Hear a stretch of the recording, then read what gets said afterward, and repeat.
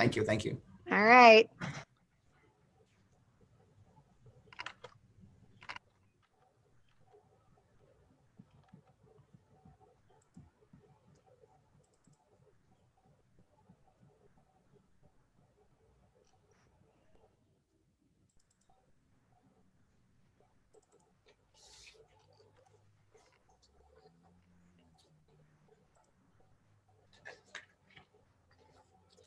Good morning, everybody. If you're just joining us, thank you for joining us. We're going to wait maybe 2-3 more minutes so others can join us as well. And then we're going to start this morning's morning scoop.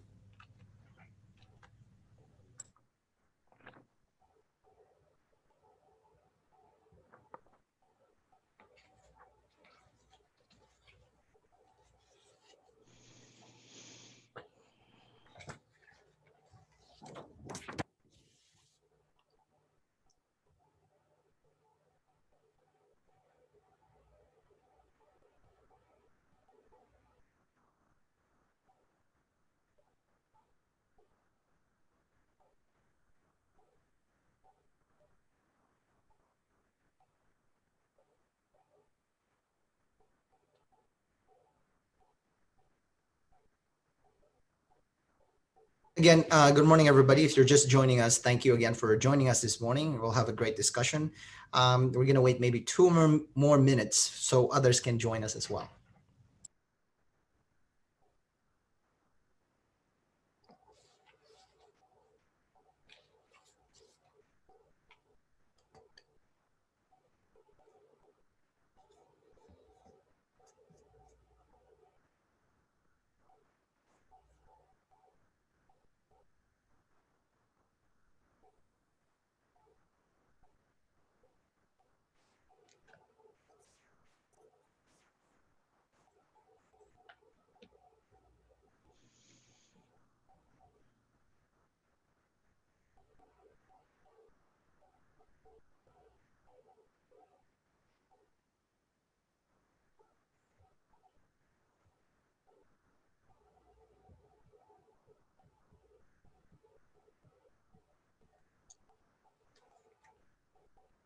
Good morning, all. We're going to wait just another minute and then we will start.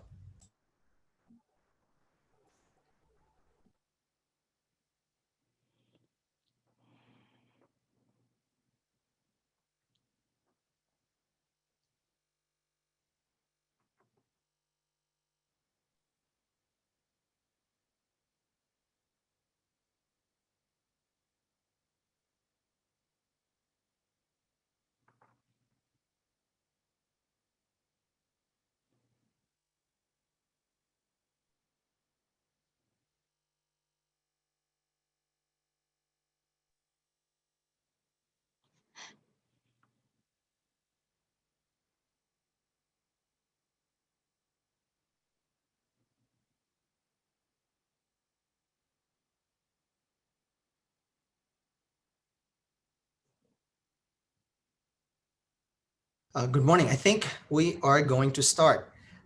Good morning. My name is Luigi Del Puerto. I'm the publisher and editor of the Arizona Capital Times. Thank you for joining us this morning. As you know, schools transitioned more than 1 million pupils to remote learning last year, and now they are transitioning back to in-person learning. In fact, many have offered a hybrid model, which means they're instructing our kids remotely as well as in person. We have a lot to talk about this morning. What solutions have our schools adopted amidst this pandemic? How are they addressing learning loss?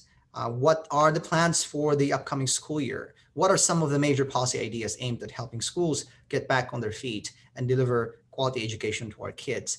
But before that, I want to thank our sponsor this morning for engaging with us this way. The Education Finance Reform Group, EFRG, is a coalition of roughly 40 school districts that have come together to advocate purely on financial policy affecting school districts. Through EFRG's legislative efforts, more than $3 billion, that's a B, has been added to district public schools over the last decade. The group has advocated for the restoration of the formula, funding for children in poverty, special education funding, teacher salaries, and much, much more, all while reforming the system by cutting red tape and allowing schools to innovate to meet the needs of 21st century students. Again, AFRG, thank you for sponsoring this morning's school. We have a great panel this morning. Joining us is Cindy Sagada Jones. Did I pronounce that correctly, ma'am? Perfect, thank you. Um, uh, uh, Cindy Sagada Jones is the proud superintendent of the Glendale Elementary School District since becoming the superintendent of GESD after serving in previous leadership positions within the district. Sagada Jones led the effort for 17 schools to collaborate as professional learning communities, resulting in increased student achievement. Her leadership focuses on ensuring balance and strategic plans for learning and social-emotional well-being for all students and staff. Under her leadership, GESD was recognized as the only district in Arizona earning the Solution Tree Model PLC district title. In addition to GESD, Sagada Jones served in the Cartwright and Aldine Independent School Districts. While with the Cartwright District, she led the district's continuous school improvement efforts, which resulted in the district moving from 11 underperforming schools to none. She holds a bachelor's degree in elementary education, Spanish from Adams State College, and a master's degree in elementary education from Arizona State University. Superintendent, thank you for joining us. Also joining us this morning is Dr. Matthew Strom, who is the Associate Superintendent of Business and Operations in the Queen Creek Unified School District, a position he has held since 2019. Prior to that, he was the Assistant Superintendent of K-12 Educational Services in Chandler Unified School District. His 24 years of experience in education include 13 years as a mathematics instructor teaching calculus, statistics, and computer science. He has served on the Arizona Technical Advisory Committee for AF letter grades, the Arizona Standards Development Committee for ELA and mathematics, and is the National Forum on Educational Statistics LAA representative for Arizona. Dr. Strom is strongly committed to ensuring all students have opportunities to capitalize on their talents, passions, and greatest strengths in the public educational system. Dr. Strom, thank you for joining us. Also joining us this morning is Dr. Craig Gilbert, who for over 22 years has served the Chandler community through the Chandler Unified School District. After completing his undergraduate degree at the University of Arizona, Dr. Gilbert came to CUSD, first as an educator and coach, then as a vice principal at Hamilton High, principal of Payne Junior High, and finally as an assistant superintendent at the district level for secondary education. During this time, he also completed his master's degree in educational administration from the University of Phoenix, as well as obtained his doctorate of education in leadership from Arizona State University. For nearly 14 years, Dr. Gilbert has been responsible for the supervision of 6 junior high schools, 6 high schools, 2 alternative schools, and 1 online academy. As a member of the Chandler community, Dr. Gilbert gives back through youth sports as a Sun Lakes Rotarian and as a board member of the Chandler Chamber of Commerce. Dr. Gilbert, thank you for joining us. Thank you. And finally, also joining us is Dr. Andy Forles, who is the superintendent in Mesa Public Schools. Her career began in 1992 as a teacher in the Washington Elementary School District in Phoenix. She then joined the Scottsdale Unified School District in 1996, where she spent 19 years as a teacher, director, executive director, and assistant superintendent. In 2015, she joined the Arizona Science Center as a chief learning officer. And in 2017, she joined Mesa Public Schools as the assistant superintendent of teaching and learning, and later served as deputy superintendent. Throughout her 24-year career, Dr. Forles has used strategic thinking to ignite meaningful learning for students and adults. Her education includes a bachelor's degree in elementary education with a focus on English as a second language from Arizona State University, a master's degree from Northern Arizona University, and a doctorate in educational leadership and policy studies from Arizona State University. She is a native of Arizona and began her schooling in Mesa Public Schools. She and her husband, Ted, have been married for almost 30 years, and they have 3 daughters. Dr. Forles, thank you for joining us. As I mentioned, we have a lot to talk about this morning to our viewers and to our listeners. I do encourage you to send in your questions via the Q&A box or the chat box, and we will try to get to as many of them as we can toward the end of the program. There's a perception in the legislature that public schools have not innovated, or at least have not been as innovative as they should be during this pandemic. I want to tackle that. And I want to ask our school leaders here on the panel this morning to share with us 1 or 2 innovations you had you have adopted at your school that you know, I'm sorry, at your districts that you know are working? Let me start with Cindy Sagada Jones, ma'am. Good morning. Yes, thank you. Some of the things we've adopted through this pandemic, as soon as we took that, we started looking at what's the best way to serve our students in our community. We were not prepared as anyone for the pandemic. It was disproportionately, we believe, affected by this abrupt shift to remote learning. So what we've done is we quickly were able to get one-on-one devices to our students, as well as we were able to get with them. They did not have access, internet access, many of them, so we had to wait for hotspots in order to do that, to get them that. Once we did, we shifted into a virtual learning mode. Our amazing staff and community parents, we found out, were extremely resilient and amazingly intelligent in how they received the information that we shared with them and the tools. We began with giving them a choice of a hybrid model, which was successful for us. At the same time, we also offered an AOI online approved program for them. We went right into offering families so that they could see the lessons being posted and still have opportunities to listen to our students and our staff read to students to get that literacy skills that they needed. Then we went right into parent engagement activities. We wanted to stay connected to our families, and we provided after hours, such as evenings and Saturdays, and parent engagement strategies to help with our parents to do that, which were successful for us.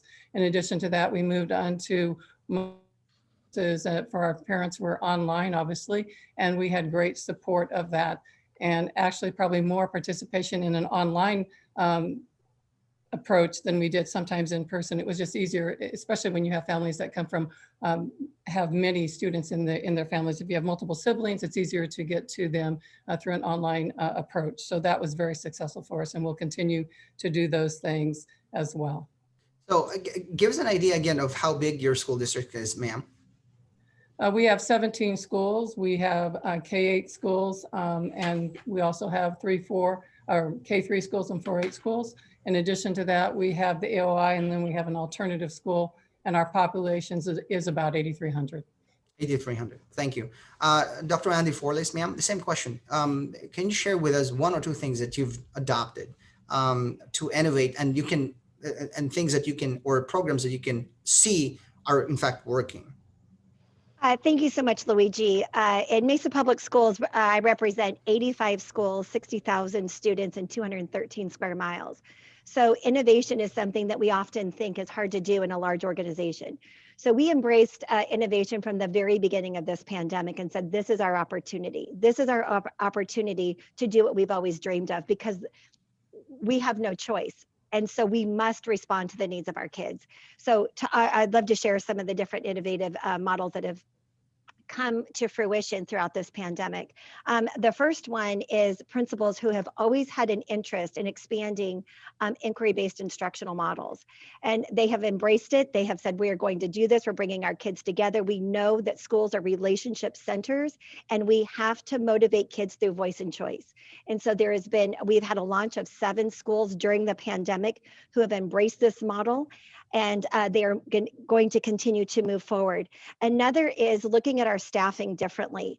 We know how important it is to surround students with caring adults. And so we have partnered with Arizona State University on the next generation workforce, and we are looking at how we're staffing our schools so that we have pre-service teachers coming in and working in collaborative teams, and they are surrounding children. So we are providing more opportunities for more students to have more deeper and personalized learning. The other is that we are seeing collaboration among schools. So when you're in the middle of a crisis, you typically don't want to go it alone. So you take a look to the right and to the left and you say, okay, who's in this with me? So we have in our East area of Mesa, we have elementary schools that are coming together to create a K-12 continuum from preschool all the way to high school around a STEM initiative, and saying, what does this look like for the lived experiences of our kids? And so it is principals coming together, sharing staffing, talking differently about how they make decisions. And that's all to meet those very big demands that we know that our kids are bringing to us during the pandemic. Our summer academies that we're launching, in the past, we would do summer school for some kids. Now it is summer school for all kids and at their school. We know that the relationship between a family and a student and their school is critical to a student's success. So we are trying to do everything that we can to reduce the negative impacts of mobility, and summer school is one of them. Staying connected to their school as soon as school is out, providing enrichment, not drill and kill, but a lot of enrichment to find out the skills that our kids have learned during this pandemic and accelerating them. So, I'm sorry, go ahead, ma'am. Yes. Oh, no, no, no, no. I mean, I could keep going on with all of the great things that are happening within Mesa Public Schools, and it is because a pandemic gave us some latitude for flexibility that we needed to say, we know that we've needed to do differently. Here's our opportunity. Let's ask for forgiveness and not permission to do right by our kids in Mesa Public Schools. I have just two quick follow-up questions for you. You mentioned inquiry-based learning. What does that model look like? What is it exactly? So in an inquiry-based model, what happens is there's different levels of inquiry. And so where children are asking questions, staff are asking big questions around what's most important to them. And they're diving deeply into finding relevancy. And what oftentimes in the literature, what you'll see related to inquiry-based learning is voice and choice. So we know that many kids have felt, and many families, our staff, have felt very isolated during this pandemic. So when you bring kids into a learning model and start asking them what is most important to them so that the learning can be relevant, we know that relevancy reduces resistance. So if we can capitalize on relevancy and use instructional models that move that forward, we are going to have more engaged kids, and they are going to overcome the lost opportunities that they have had during the pandemic. Thank you for explaining that. Dr. Gilbert, same question to you, sir. I think for us, it was real important because we've had an AOI, our online program, for over 10 years, and it's mainly been for our secondary students. So we really had to look at how are we going to address the need of our elementary students. So we expanded our AOI to include elementary, which is very difficult for elementary students. It's difficult already for some students to be online, especially elementary students, because of the engagement with parents and how are they going to connect and engage with their teacher. So what our team did, which they did a phenomenal job in bringing elementary on board, they made sure that we had the synchronous connectivity where they were connected with their teachers. So there was a minimum of 3 live sessions that the teachers held, besides utilizing the content every day for a minimum of 30 minutes, as well as 2 video taping of their content, so that we have parents that are unable to be in the live lessons. They were able to manage that later on. Or you had families that didn't have enough devices so that they were able to connect when the teachers were on. I think with the flexibility helped us, because you have families that may have had 1 or 2 devices, but one of those devices was used by the parent because they were home. So we had to look at what could we do in order to assist our younger students and our families to be able to connect. Not only was it within the core areas, we also had our specials, or our elective wheel teachers once every 6 days, because of the rotation that we have, also doing a live lesson for our students to be able to connect. And then knowing we have those special groups that may need interventions or their different tools, they also use Google Classroom or Google Meets in order to make sure that we're connecting with those students to give them the supports that they needed based on what they were seeing from the live lessons of their teachers, as well as what was in the video piece. We're continuing that into next year, and we already have 500 plus families that are choosing that model, that like that connectivity. They were getting the instruction that they felt that was best for their family. From the high school perspective, we added success coaches, which help students, not just from the teacher perspective of the lessons and seeing what was needed. So say, for example, you have a student that was struggling in math. Not only do you have the teacher engaging in that student, you also have the success coaches reaching out for those students that aren't engaging, they're not logging on, they're not connecting, trying to find out what's needed. We need to get a counselor to help them from the social emotional perspective.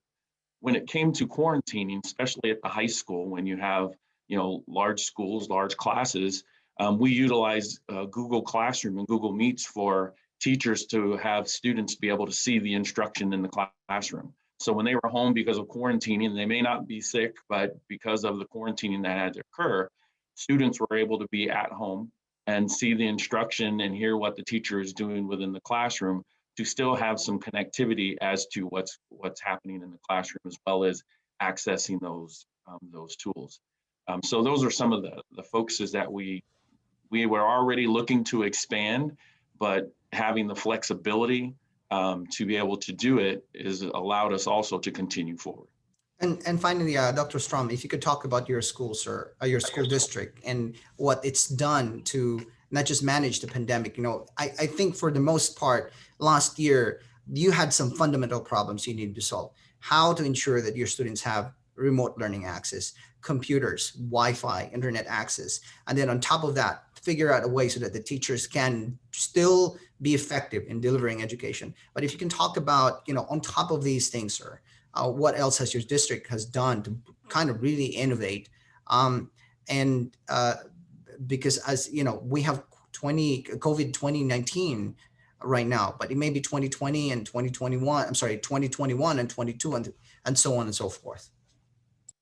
So quite a bit of what we've done has been addressed already. And that I think out of the gate, our biggest worry was in March, April, May. How do we get enough devices into the district with supply chain issues so that we can transition kids to online remote learning environment?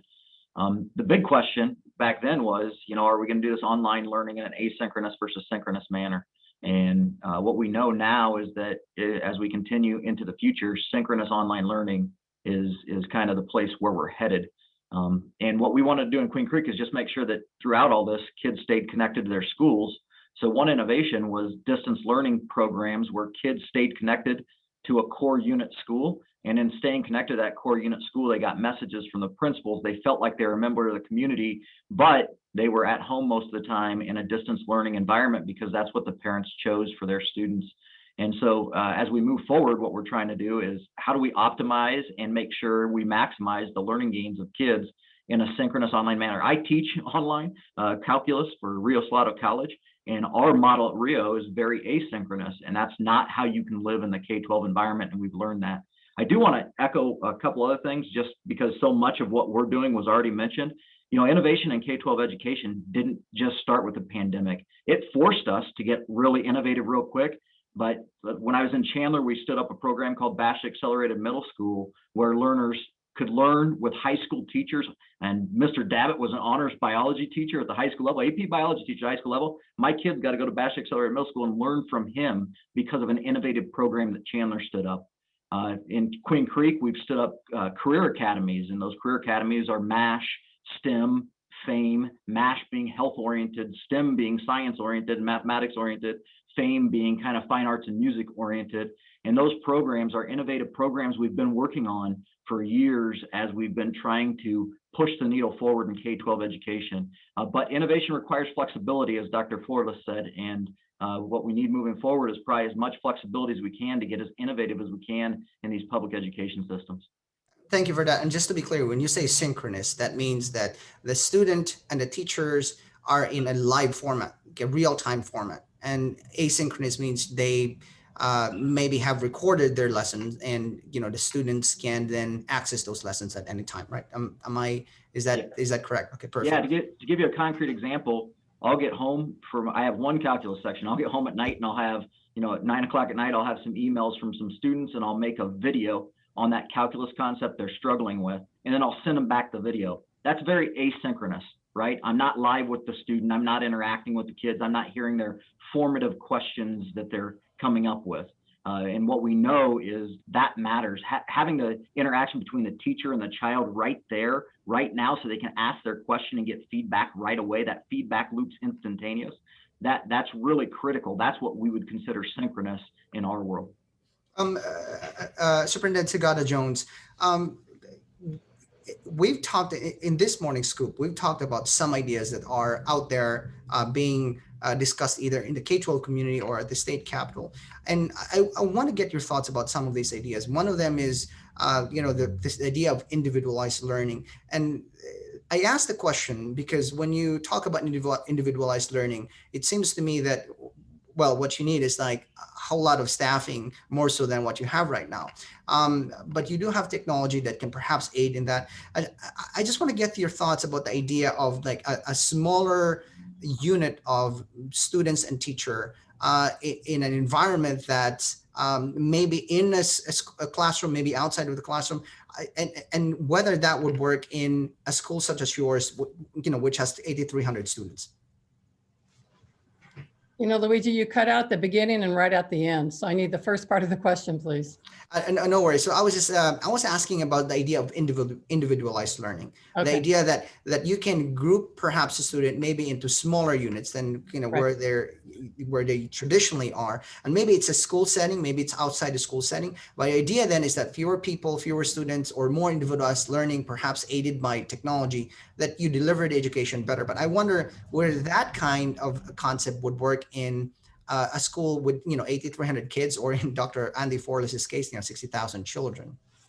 Right, thank you. Well, I think that is really a great question. And I just want to state, for example, the smaller group size and to be able to pull students into small group instruction is critical, especially in a district where we are at 93% free and reduced lunch. So we have some achievements to address. What we found out through the online approach is our teachers, and you've heard that from everybody, whether it's an innovation or it's something just best practices that we did, our teachers are able to, for example, let's take the K-3 setting, and it works at any level, but for literacy instruction, it's a very important test that our teachers do small group instruction for kids, and that meets their individual needs. In order to do that, they did that through Google Meets, but it was critical that the environment that they had when they transferred very quickly into a virtual learning environment, and so that those children that needed that one-on-one attention got that attention. We even used our instructional aids. They were put into that virtual setting, and while the teacher was doing the whole group instruction,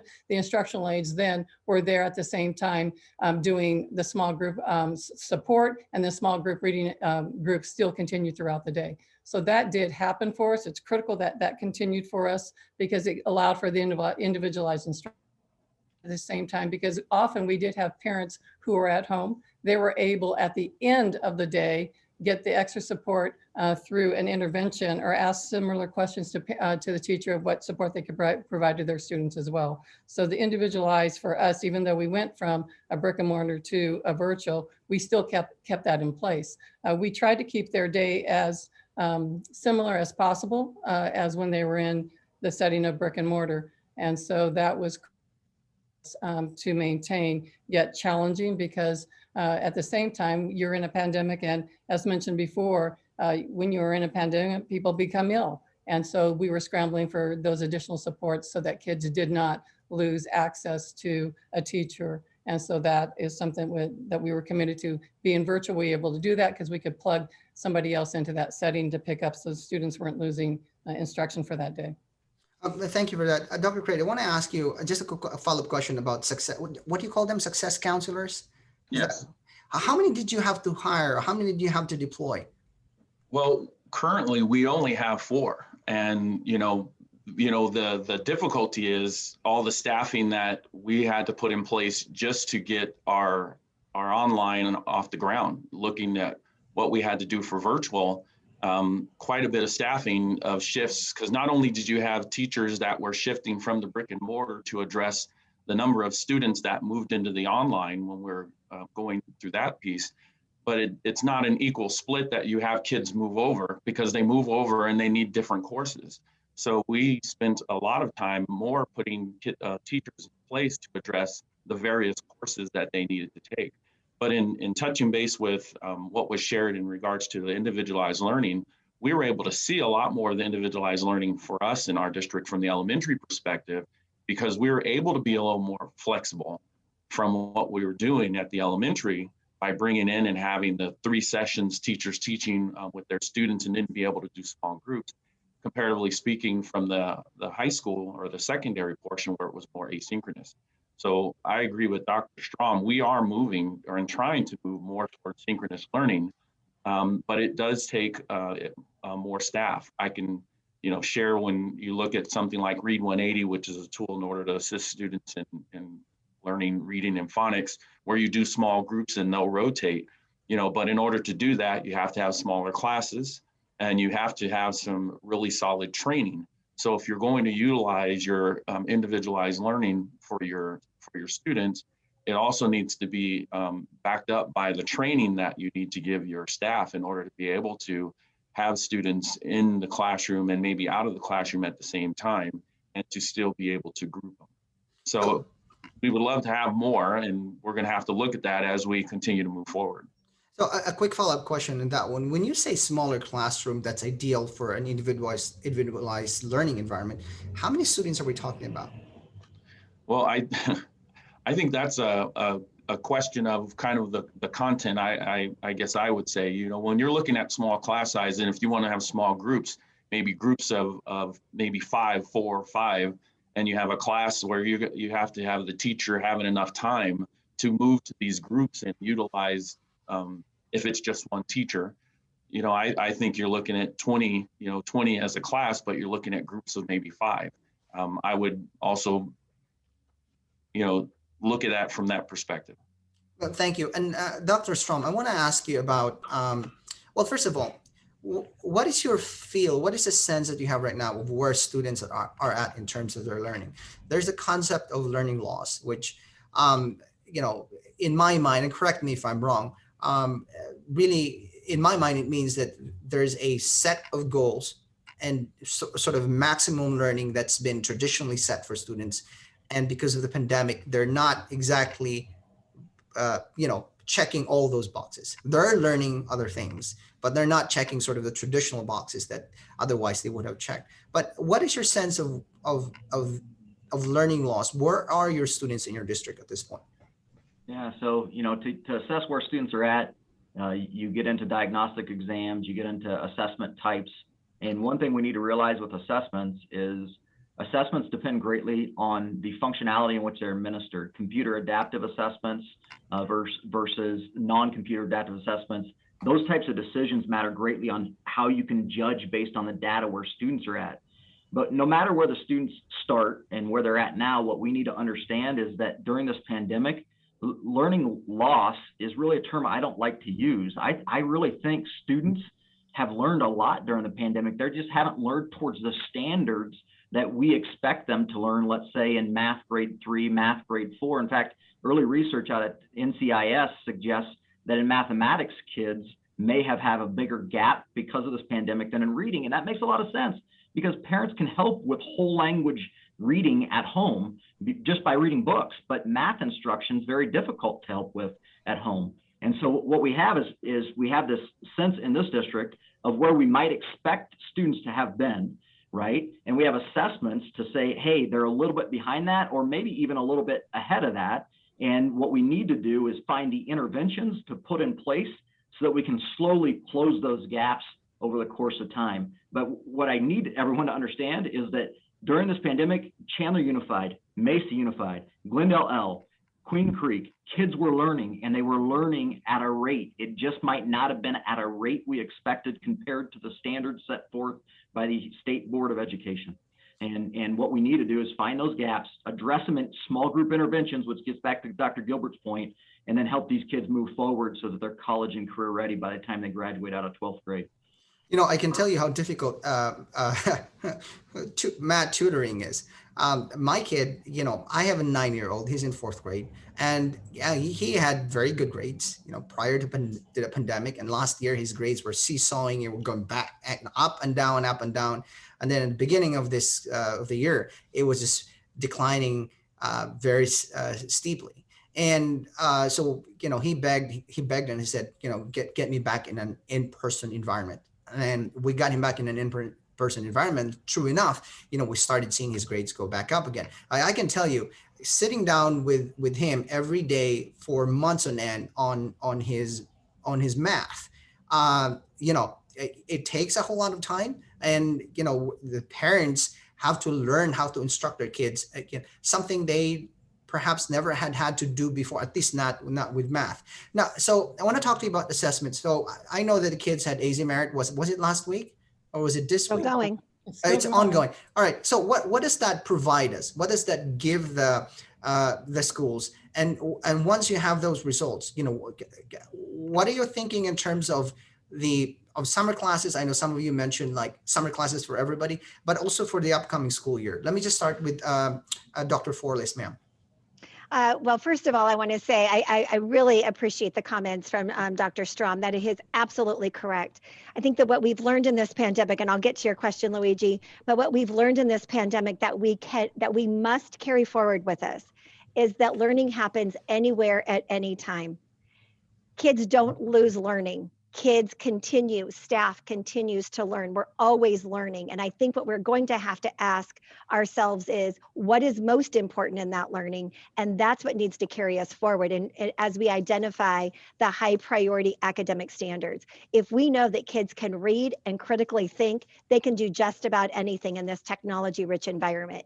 So where we put our energies to fill the gaps, which some will call gaps, we have to be very mindful about that. So when we talk about state assessments tell us exactly what students know on a set of standards on that particular day. But I think what is most important is that state assessments are really they are not an assessment of an individual student or a teacher. It is an assessment of the investment in the system.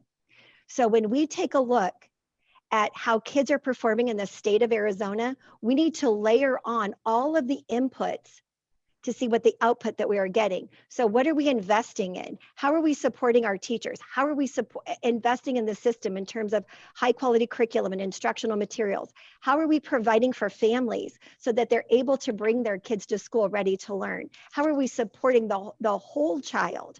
So I think those state assessments, we quickly look at learning gaps. I think we need to take a broad approach and say, this is an assessment of the health and wellness of education in Arizona. And if we look through that lens, we can do a better job of aligning the resources where they belong. So we know that there's been a waiver to our state, waiving that 95% tested rule. So we're going to have to see how many of our kids are actually came in for testing.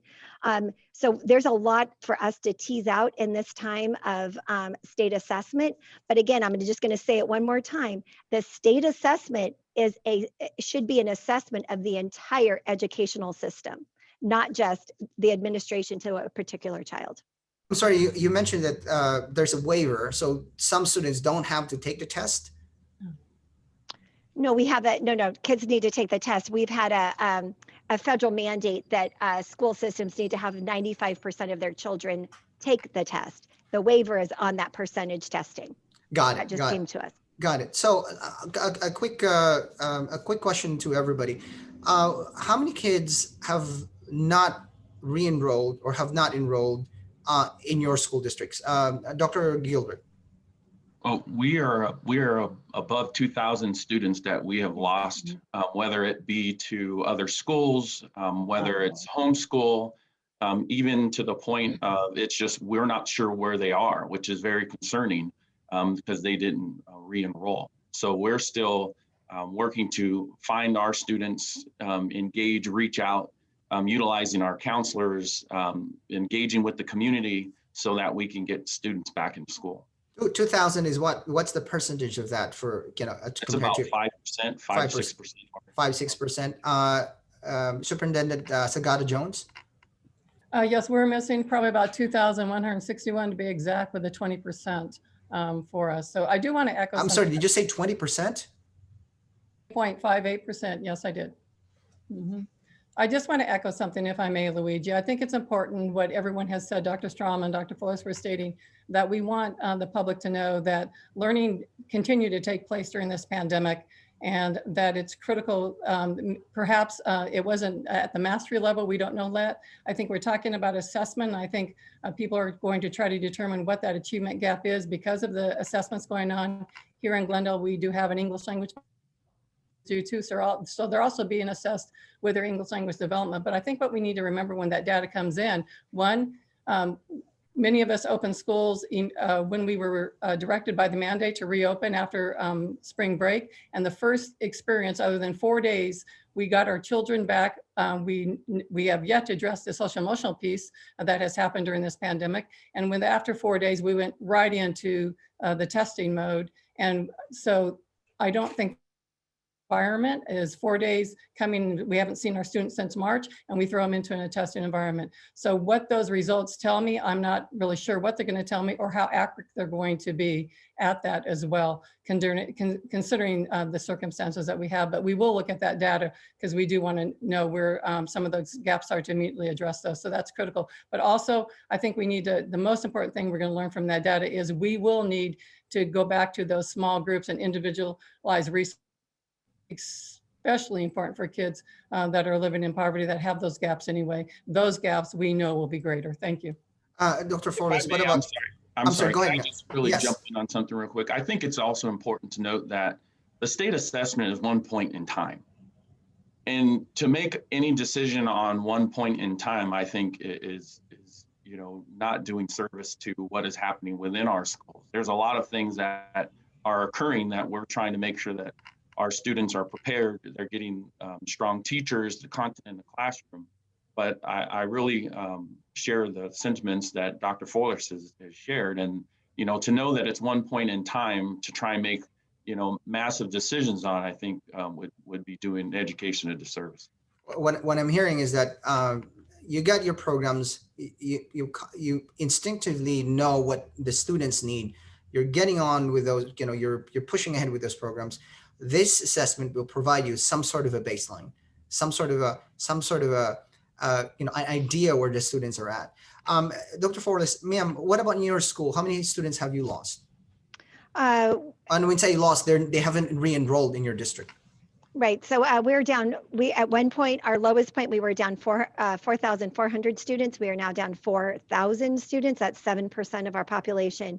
We have an enrollment recovery plan at every school that is reaching out to connect to students. I think it's really important. The impacts of poverty are real. When COVID hits and it takes away your job, you pick up and move to wherever you can. And we monitor our technology usage by our students. We are very fortunate that every one of our children have a device. And we see kids logging on from many states throughout the country. They have stayed enrolled with us, and they're following family, grandparents that they need to go live with during this pandemic, but they're staying connected to school. That is not true, of course. We've lost 4,000 students, but we've got to recover to make sure that they know that there's plenty of opportunity waiting for them, and we want to get them into our summer academies right away. And our summer academies are focused on enrichment. We really are pushing forward with the thought of acceleration versus intervention. Intervention typically, if not done well and done right, it becomes long-term, and the gaps continue to grow. So we have to change a mindset. We've got to accelerate the skills that are needed most for kids to graduate college and career ready. So 4,000 kids, and if my math is correct, it's about what, 6.6%, something like that, 7%? Correct. All right. What about Dr. Strom? What about in your school district, sir? Yeah, I'll be real brief. We're fortunate. We have rooftops going up in our district. So we had 2,000 rooftops go up in Queen Creek, town of Queen Creek. Another 1,000 rooftops go up in East Mark, which is Southeast Mesa. And so we're growing. It's fortunate to be growing. The issue then becomes that when you're growing, people think you have this excess pot of money, but you have to hire new teachers, you have to build new buildings, you have to put the energy infrastructure into, water, electricity, gas, and then, you have some fixed costs in terms of what it takes to run a school, the principal, the attendance clerk, the registrar, all those types of fixed costs that go into schools. And so you're left with a little margin where you can do some ancillary things when you're growing, but not a huge margin of money. And I want to get a little back to this assessment idea. I hope people understand that when you give an assessment like a state standardized assessment and it has 1, 2, 3 questions on a concept, it's not really valid and reliable to determine student level learning on a domain and cluster level concept when you only have 1, 2, 3 questions. That's why it's so important for these districts like Glendale to have their own assessment systems that can get in and ask kids 15, 20 questions on a concept where the teacher's interacting with kids and formatively asking questions back and forth, so you can triangulate data and establish based on a larger data set, where are kids and what do we need to do to help them improve? And you just can't get that off a state standardized test. And I think that's where Dr. Flores was trying to emphasize a point earlier. Real quick follow-up on that one. What prevents a school districts from actually doing your own assessment? Is that cost prohibitive? Is very much time consuming? What's the what potentially are the issues if you actually did like, all right, we're just going to create our own? Luigi, we do our own in GESD. I'm sure many do too. We have quarterly benchmarks that we do. We have rolling assessments that take place. And then there's those daily assessments that take place through observation. So it's not cost prohibitive. We would always put the resources there because we need to know where our students are to provide them with that acceleration. Thank you. Dr. Strong, I want to talk to you about school funding. There's it seems to me there's a ton of money from the feds. And when I say a ton of money, it's hundreds of millions of dollars available to the schools. And of course, we have more than 1 million students. So, but I haven't seen these kinds of amounts from the feds pour into the state since the last time we had a great recession more than a decade ago. But where are you in terms of school funding, and where are you in terms of the federal aid that's come to the schools? Yeah. So first, we live in an environment of having an attitude of gratitude out here in Queen Creek Unified, and I need to mention, there's been progress over the last 4 years. 20 by 2020 for teacher raises has been of immense importance to us. Restoring our capital funding has been of immense importance to us, and we're grateful for all that. The unfortunate part in Queen Creek and where we are right now is our federal monies amount to about $750 per student, and they have been quickly absorbed by transportation costs. And what I mean by that is we wanted to keep 55 routes, and we didn't want to crowd 60 to 80 kids on a bus and have limited space due to the pandemic. So we kept our routes and ensured that our route enrollment was low so we could space kids out. So transportation cost us more money. We had a learning management system we purchased for our 1,300 online learners. We have 1,300 kids in online learning, and that's cost us money. And so we're left with hardly any funds to go do the small group intervention stuff that we need to do in future years on $750 per student in Queen Creek. Different districts receive different amounts. And I need to emphasize here, we fully recognize that children in poverty probably were exposed to more adverse childhood experiences throughout this pandemic, and therefore they need more funds to have more opportunity to recover things that the pandemic has lost for them. And so the Fed funds were dispersed by small area income poverty estimates, and some districts got more funds than others. But in Queen Creek Unified, we only got $750 a student. Very grateful to have it. Very grateful to have it. But it's not been just enough money to just do whatever we want, whenever we want with it. And you can probably hear the train just passing by our office. So my apologies for that. It is what it is. It is that time of day when they typically pass by. And Dr. Craig, I want to ask you about, what about in your case, sir? So how's your school? What is your school funding situation at this point? You've lost, did you say 2,000 kids? Is that what? Yeah, we've lost over 2,000 kids, which to us is a loss of $15 to $16 million. But then you look at the federal funds that have come in, and again, very much appreciated, but then you look at what needed to be done. In order to stand up our elementary and AOI, we had to increase the content through our LMS of being able to offer that. We had to add more staffing, to make sure that we had the appropriate amount of staff, whether it be in person or online. We had to increase technology. We had to make sure that our students had the connectivity and devices as much as we possibly could. So same as Dr. Strom had mentioned, giving devices out to families. And again, it's not just families that were in poverty. Again, you have families that have 3 or 4 children that are all trying to access at the same time, but they only have one device in their home.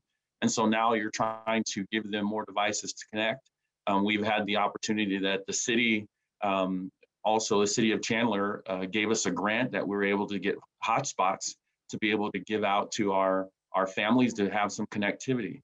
But again, that's all one-time money. And so that becomes a real concern when you're trying to plan with one-time money instead of having a more robust, comprehensive plan on how you're going to address the funding model in education. So for us, having to utilize for PPE, staffing, technology, resources to intervene with our students, whether it be different content tools, it becomes difficult that money is then gone pretty quick. So it is not, again, as Dr. Strom said, having a lot of money that you can kind of do all of these different things just to address getting into COVID. The money is gone. So to try and be innovative as much as possible becomes difficult. One of the things that I think that tempering the school districts, whether you're a charter school or a public school or really any kind of a school that's receiving state money, is that the limitations surrounding instructional seat time. Dr. Forlis, I want to ask you about that. What is the situation exactly? Where do you want the schools? What do you want to happen in this arena?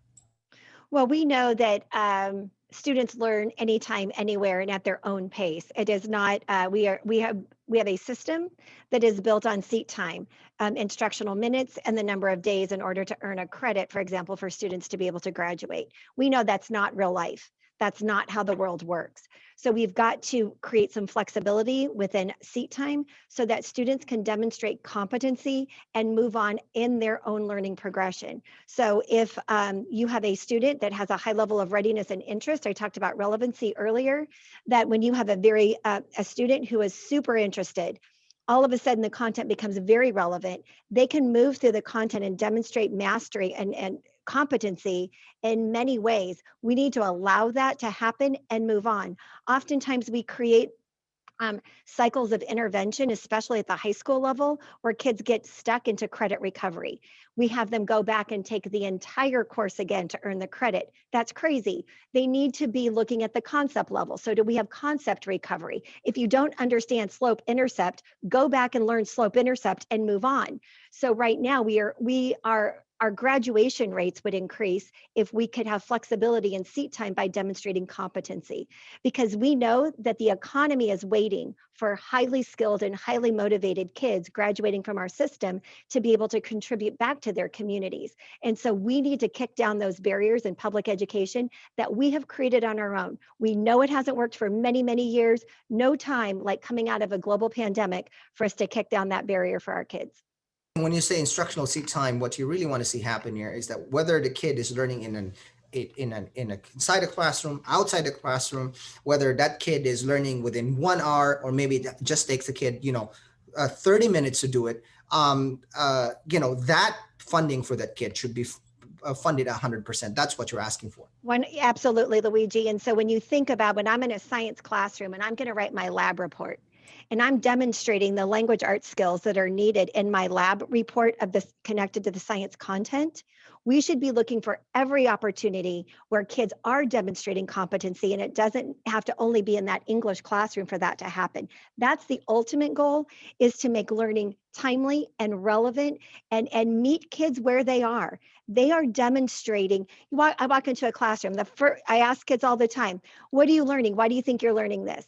And then you can see kids that are kind of glazed over, and I buzz back around to them and I said, if you could do anything, be doing anything right now, what would you be doing? It's a pretty amazing question to ask kids. They'd say, I'd be teaching myself to code. I'd be working on my YouTube channel. I would be creating TikToks as promotion for this community service that I'm a part of. Why can't we harness some of that energy and think about how that weaves into competency for our children? And thank you for that. My kid has asked me, if I were to ask my kid, what do you want to really do at this point right now? And he'll say, I want to go fishing. And we can probably just fish the whole day. But I see exactly I see exactly the point that you're making. I want to ask you just one question, and then let's go to the audience questions. The idea of school choice. Right now, the school districts are struggling with what you're struggling with. You have programs that you're unveiling, or programs that you're starting, summer classes that you're planning for. In the meantime, some families may think, right, this school district is really not right for me. I want to be able to bring my kid to the school that I think the school, my kid will thrive. That's the concept anyway. That's the idea that's driving, school choice. I want to ask Superintendent Sagada Jones, what do you think of that concept? Okay, Luigi, I think I heard you as the question is, what do I think of the concept of school choice? I think every parent has a right to choose the school they think will best meet the needs of their students. However, I do believe that in the public education setting in particular, the districts that are represented in GSD, that we offer that better choice. Those conversations that we have with parents that come and they're with the uncertainty, if they want to choose another school, perhaps that isn't in GSD, we always do an exit with them, want to know why, what is it we can do better, and what is it they feel that the needs of their students are not being met. But as far as a parent's choice, that is a parent's choice. I do think it is our responsibility as educators to determine why the parent believes the system in which we are providing or the resources we're providing aren't sufficient for their students. And Dr. Craig, just a quick follow-up on that one. What about the idea of expanding the choice so that it's even easier for families to be more mobile, if you will, in terms of where to send their kids? I think in Chandler, that's been a drive for us for many years. Whether you are looking to be in a traditional school or a gifted school at the high school level, if you're at Chandler High and going to IB and knowing they also still have automotive, if you're looking at AP and you're going to Hamilton, if you're focusing on STEM and you want to go to Perry, we open those up for our families to know this is a choice that you have in Chandler. We've always strived for that. We recently opened a cybersecurity program at Basha High School, and there's 11 rooms in the building, and it has its own pipe in order to work with students, which we're partnering with ASU and U of A. Believe it or not, those two together, we are partnering with all of them and GCU. So for us, we believe it's choice. My kids have gone through Chandler, and I want to make sure they have choice. But the key is, in order to do that, there has to be some flexibility in what you're going to be able to do in your district to be able to offer that choice. We have students that are taking their classes in the brick and mortar, but at the same time, they're taking classes in the online. They could be 3 classes at Hamilton, 3 classes in the online, because it fits what they need in their family. It fits in what they need in what their desires are. They might be in the online and say, I need more time on this and I can do it outside of the school day. So I think it's having that flexibility with school choice really will help districts to address some of the things that we want to do. I want to get to some of the audience questions. Here's one from Bob. How well are teachers doing with the apparent increase in working hours day in and day out all year? It sounds like they're working very long days to deal with remote online learning or both. Dr. Strom, you want to take this question, sir? Yeah, so we constantly monitor how much we're asking of our in-person teachers. One thing we've done to counteract this is moving into next school year, we're going to hire some online teachers that can actually do the synchronous learning portion with our online learners and take that responsibility and load off of the in-person brick and mortar teachers so that they can concentrate on what's happening in the brick and mortar setting. I'm sure a lot of districts are doing this. We're not the only ones going down this boat, but there were points in time where, districts were struggling with asking teachers to both teach in an online fashion and a brick and mortar fashion. And what you have to do is give the district some grace in time to figure out exactly how to structure things on the funds that we're receiving, to hire the extra staff, to ensure that we free up the time for the brick and mortar teachers to focus on those kids that are actually in-person learning. Here's a question from Karen. And I'm reading this question and my kid will probably groan pretty hard. Is there any discussion on the opportunity to consider year-round school versus a stopgap over this one summer? Dr. Forlis, you want to take this one, ma'am? Oh, I would love to take this. I think that we are putting our energies right now into summer academies, which are the 3 weeks beginning June 1st. And then we're going to take a look at that data and say, and we're going to have lots of focus groups and conversations with our kids and our teachers and our parents and saying, so now what of this needs to move forward? Many of our schools are already asking, can they do a jump start the week before school starts so that they can bolster up some of those skills and get kids back into the mindset? It's the behaviors of school that we want to make sure that they're connecting to. And I think that Mrs. Sagada Jones talked a lot about, we have, in her circumstance, has not even had the opportunity to take a look at the social emotional needs of children. That to me is top priority. The academics will come.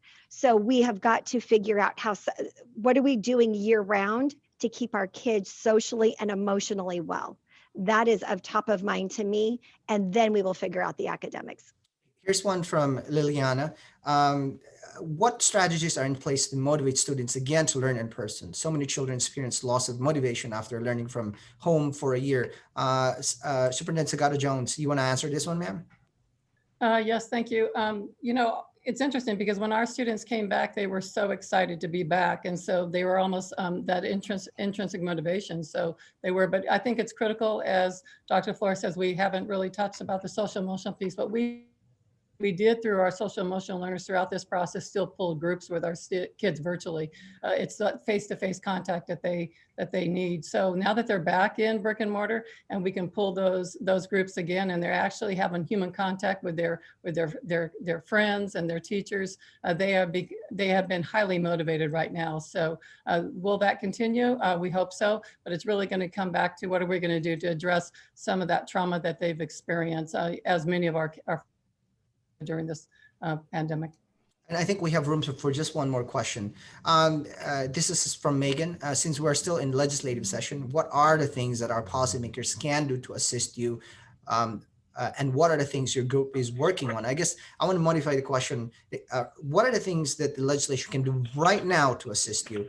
And Dr. Craig, you want to take this one, sir? I think flexibility is going to be very important. When we're looking at what we're doing with our budgets and how we're going to look at seat time, I think is one. In order for us to innovate and make sure that we're doing everything that we possibly can to put the resources and the teachers in front of our students is a big piece. But I think the other comes down to the budget. We know that, and Dr. Strom shared, we know that our students in poverty have had some different struggles, and we understand the way that the funds were distributed in doing that. So we don't want it to be a haves and a have-not type of situation. But I think what's important is we know that there was funding from the legislation that was going to move into really look at learning loss. And then we had the infusion of the federal funds. So I think it's still, the legislation would help is if they can look at those funds that they were going to utilize and make sure that the school districts that may not have received as much from the federal funds to address students, because as has been stated, all students had struggles. All students lost opportunities to learn. And I think the legislation needs to look at it from that perspective and make sure that we are funding schools that may not have received as much federal funds, so that we can have the flexibility and have the funds needed in order to work to get our students where they need to be. With that, Luigi, we want to make sure that it's go ahead, ma'am.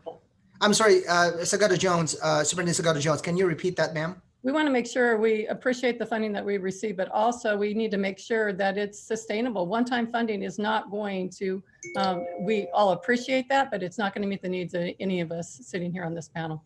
Dr. Strong, yes, go ahead, sir. Yeah, so three things legislatures can do for us. One, give school districts more flexibility, innovate, right? We've said that before. Lisa Graham Keegan came out with the charter school model as the Arizona Department of Education head.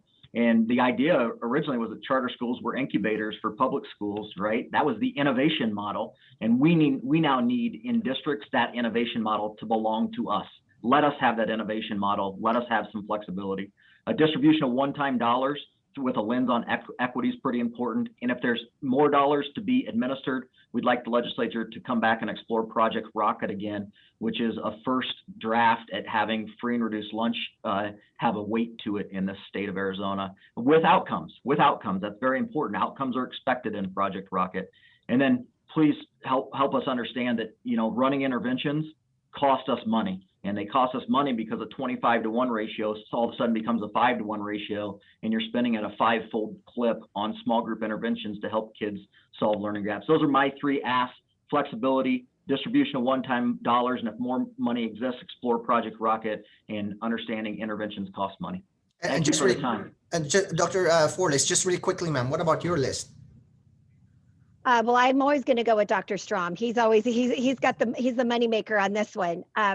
Those three big ideas, and I'm going to go deeper into the flexibility for innovation. This must happen. We have a crisis in terms of attraction and retention of staff. When we can innovate to meet the needs of today's teachers, we will retain staff. We have to change the working environment to drive the learning environment.